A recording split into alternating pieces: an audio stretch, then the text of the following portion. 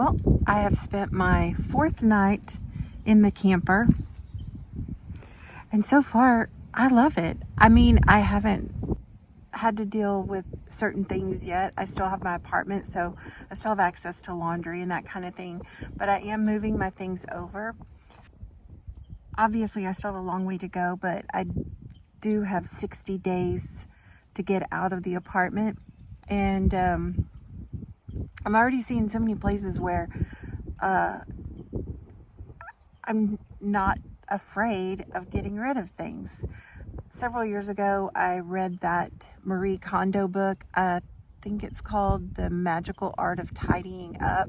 But tidying up is kind of a misnomer because it's extreme purging, which is kind of what I'm going to be doing now. And the gist is, if it's not serving you, serving some purpose in your life, you need to get rid of it. And I think that is true. When I did it before, I felt good about it. And really, that's what the whole thing boils down to. But there is something about reading that book that is very motivating. So I'm doing the purging, and it got me thinking about a lot of things that aren't serving me, that aren't just physical.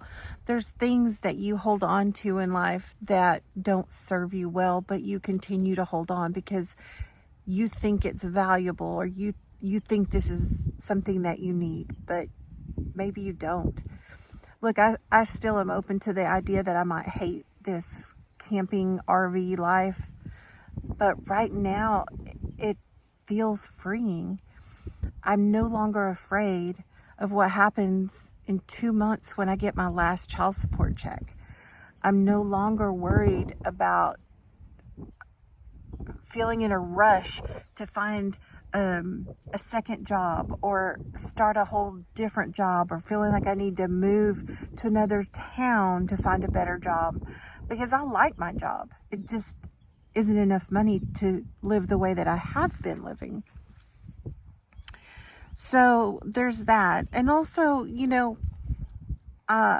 was kind of embarrassing. This is an unconventional thing to do. It has a little bit of a ring of poverty, but my place is nice, and I am excited about decorating it. I'm actually excited about finding little storage hacks and little ways to store things and using my space well and getting rid of clutter. And I feel like when you get rid of physical clutter, it does help you unclutter your mind. And I've already been outside so much more than I was before. You can see it's so pretty here in the campground, because why? This is where some people go to vacation, and I'm living here every day. So what's to complain about there? My dog is having the time of his life. There's so much to smell. But it also it has to do with your attitude, because I found that when I first started thinking about this as a solution financially, it was kind of a poor, pitiful me. Oh, I've got to go live under a bridge. And yes, there is a whole joke of living in a van down by the river from that old Saturday Night Live skit. But you can see the river is very nice, and my van is actually an RV. It's a small RV. It's not huge. Not a tiny little camper, I'll admit, but it's perfect for me. I think it would be great for a couple even. My particular one I don't think would work for a family, but for me, and if I had a partner staying, or even, my daughter wanted to stay, or my son, I think I could accommodate that. But here's the thing. So many of the people that were against me doing this are maybe not even vocalizing being against, but suggesting maybe that it's not a good idea. I've invited out here, and they've loved it. And I think a lot of that is this. This is what I say. And right now, this is what I mean. I'm so happy here. It's so pretty. I love it. The camper's so cute. I can't wait to decorate it.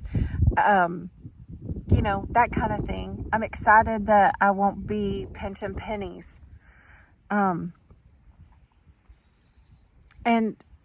then I've heard more than once, oh, this is not at all what I expected. This is nice. So I think that we get so caught up in expectations and the way that other people live. And we don't give ourselves enough credit for taking responsibility for our own lives and creating what we want to with them. And that's what I'm going to do.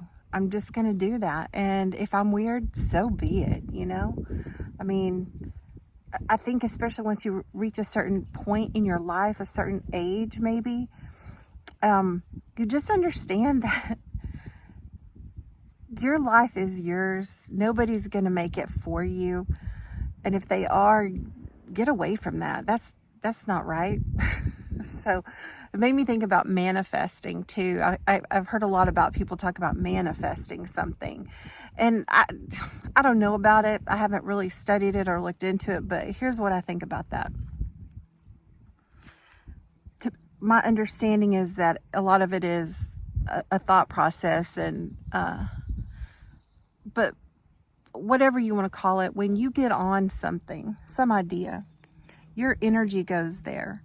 So for me, I've spent months, years, looking at alternative living, and I was very interested in campers, tiny homes, for a while van life, but I really don't think I would be happy with van life living stationary like I am now.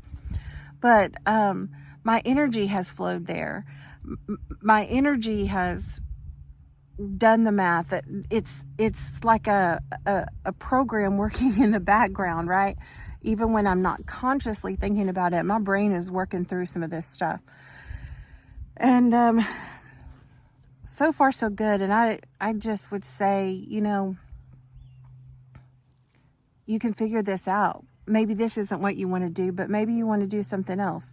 Maybe you want to write a book, or go to another country, or change careers, or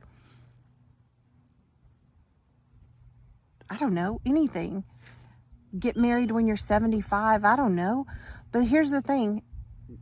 Only you know what's best for you, and only you know your contingency plan and what you can live with. And my thought on this is, you know what? If I don't like it, I'll find something I do like. But right now I like it. I like it a lot.